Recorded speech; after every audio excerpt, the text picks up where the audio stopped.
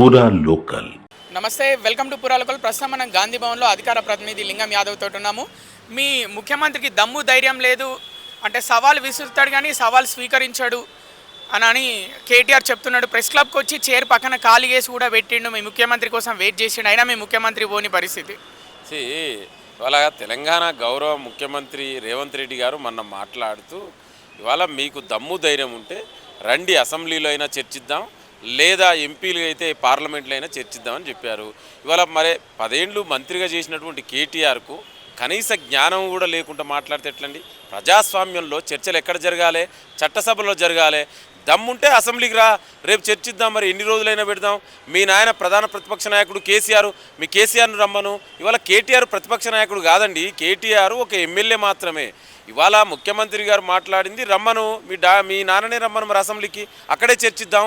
ఇవాళ ఏది పడుతుంది? ఇంకా నయ్యం ప్రెస్ క్లబ్కి వచ్చినాం, ఇంకా జనాలు అనుకుంటారు ఇంకా ఫామ్ హౌస్కు పోయి చేరేస్తాడేమో, చేరేసుకొని కూర్చేద్దాం అంటాడు. ఎందుకంటే వీళ్ళకి అలవాటే కదా, ఇంకా జన్వాడ ఫామ్ హౌస్ అంటాడేమని భయపడ్డాం. ఇవాళ ఇది కాదు కదా మాట్లాడేది, ఏది పడుతుంది మాట్లాడితే ఎట్లండి? ఇవాళ ప్రజాస్వామ్యంలో చట్టసభల మీద మీకు గౌరవం లేదా? మరి చట్టసభలు ఎందుకు, ఇక పార్లమెంట్లో అసెంబ్లీ ఎందుకు? మరి బంద్ చేద్దామా? ఇక చెప్పండి, మరి ఇదేనా రేపు భవిష్యత్ తరాలకు మనం ఇచ్చే మెసేజ్?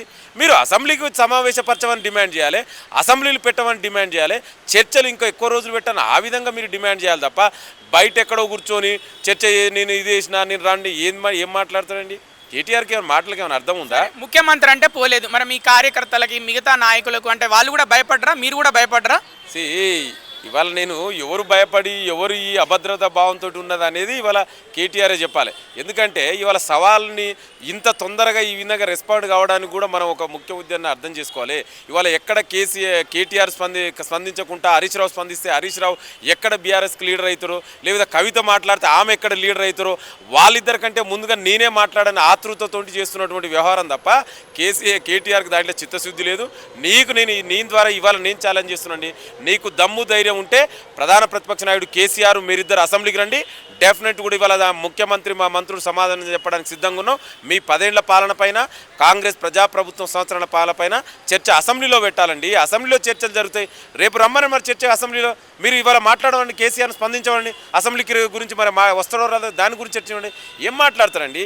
ఏది పడితే అది మాట్లాడితే ఇవాళ తెలంగాణ ప్రజలు కేటీఆర్ చేసిన వ్యవహారాన్ని చూసి ఏదో చిన్నపిల్లల ఆటలు ఎక్కువ ఉంది. ఇవాళ తెలంగాణ ప్రజలు నవ్వుకుంటారు కేటీఆర్ మాట్లాడే ఈ వ్యవహారాన్ని అంతా కూడా చూసి.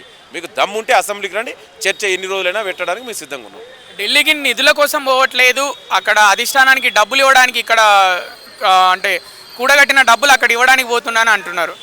ఇవాళ ఢిల్లీ అనేది ఈ దేశ రాజధాని అండి. ఏది పడితే అది మాట్లాడితే ఎట్లండి? ఈ దేశ రాజధానికి పోకపోతే ఎక్కడ పోతారండి? ఈ దేశ రాజధానిలో ప్రధానమంత్రి, మంత్రులు ఉంటారు. తెలంగాణకు రావాల్సినటువంటి విభజన చట్టంలో ఉన్నటువంటి హామీలు అమలు చేయాలని పోతాం. అదేవిధంగా మాకు రావాల్సినటువంటి బడ్జెట్లో అన్యాయం జరుగుతుంది, ఆ మూసీ నదికి నిధులు ఇవ్వమని పోతాం. ఇవాళ పాలమూరు రంగారెడ్డి జాతీయ హోదా ఇవ్వాలంటాం, ఒక ఐఏఎం తీసుకురావాలని దానికోసం పోతాం. ఇవాళ బనకచెర్ల ద్వారా ఇవాళ తెలంగాణ నీళ్ళ, గోదావరి నీళ్ళన్నీ కూడా ఇవాళ రాయలసీమ తీసుకుపోతారు, అది ఆపాలని పోతాం. అరే ప్రధానమంత్రిని మంత్రిని కలిసానికి పోతే ఢిల్లీకి ఎందుకు పోతారు? ఢిల్లీ మరి ఏడికి పోవాలి? ఫామ్ హౌస్కి పోవాలన్నా? మరి చెప్పానండి, అంటే కేసీఆర్ లెక్క ఫామ్ హౌస్లు ఉండాలన్నా? మరి ఏం మాట్లాడతారండి? అర్థం పర్థం లేకుండా మాట్లాడితే ఎట్లండి? ఇవాళ దేశ రాజధానికి మంత్రులను కలవడానికి ఢిల్లీకి పోతే దాని మీద విమర్శలు.